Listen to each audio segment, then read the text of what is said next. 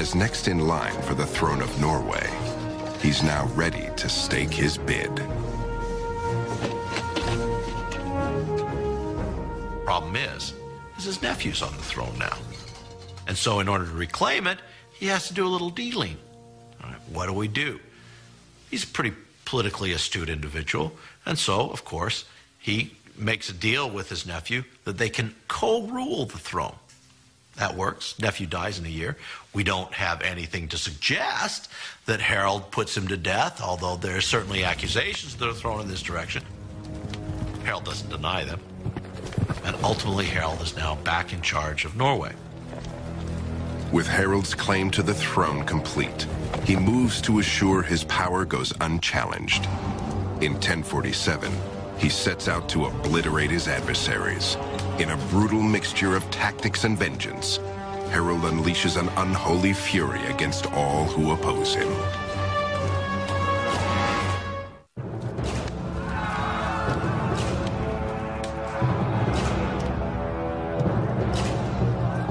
In 1047 AD, after years gaining power, Harald Hardrada becomes king of Norway. He rules the Vikings through sheer force. Harold's men are merciless as they lay waste to the farms and villages of those who oppose him. Their message is simple: submit or die. Across the country, Harold's enemies pay the ultimate price for their disloyalty.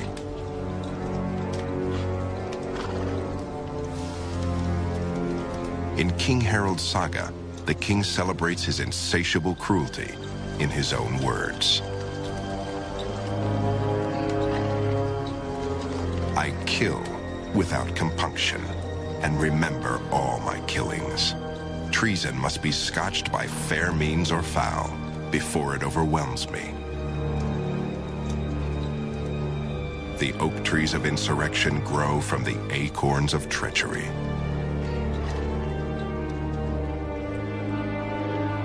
With the insurrection crushed, a celebration is in order. King Harold's faithful supporters fill his longhouse for a lavish celebration.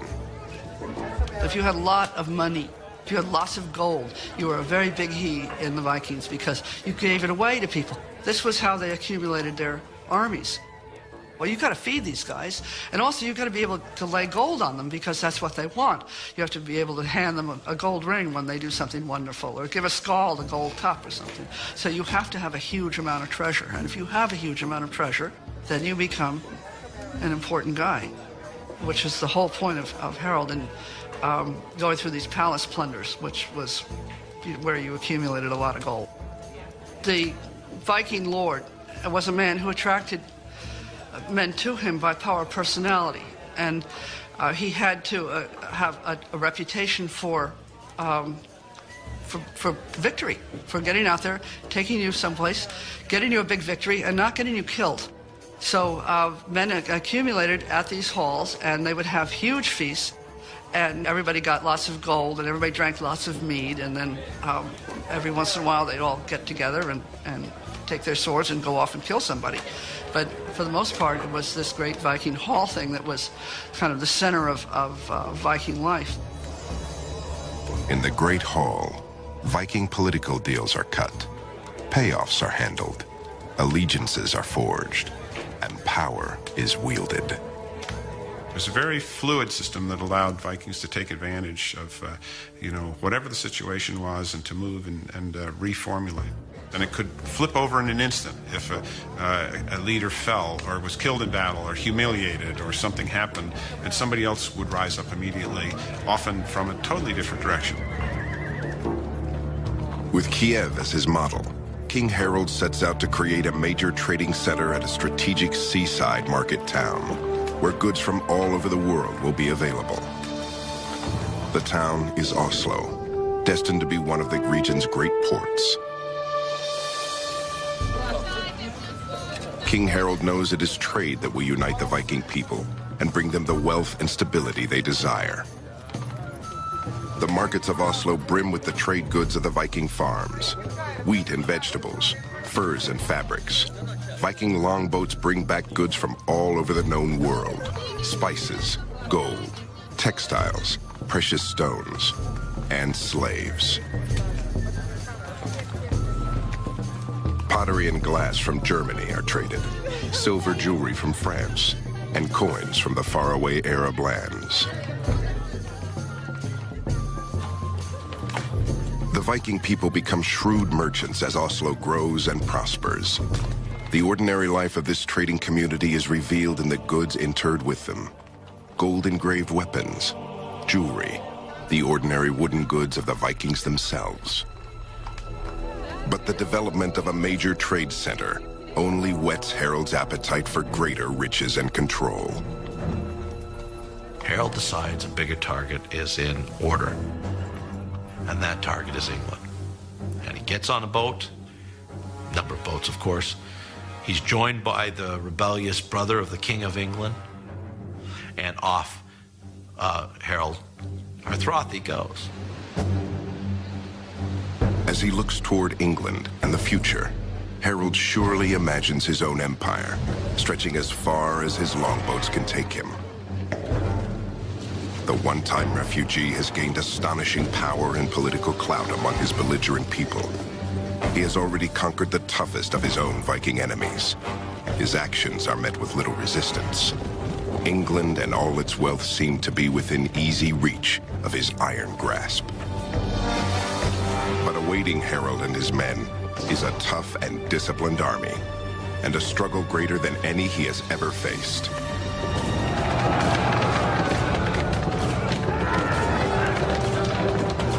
A struggle that threatens to undo all that he has won.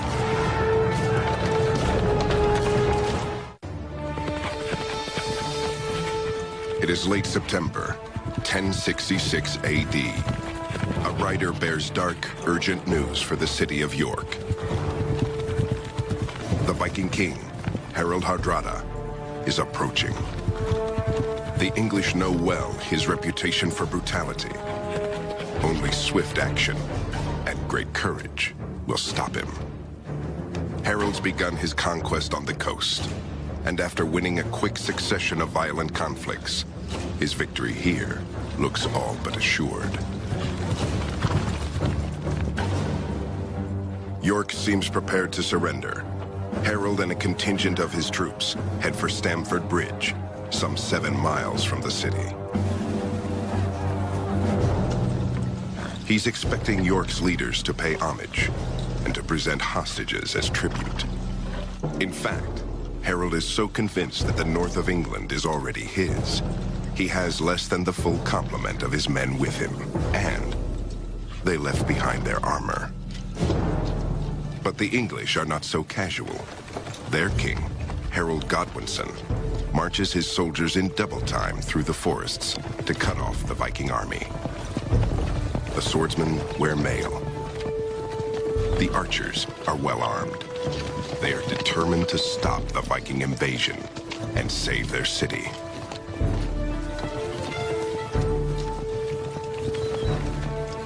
When the English army shows up, at least the sagas tell us, they're completely surprised as they see the armor shining in the sun of the midday, coming closer and closer to them.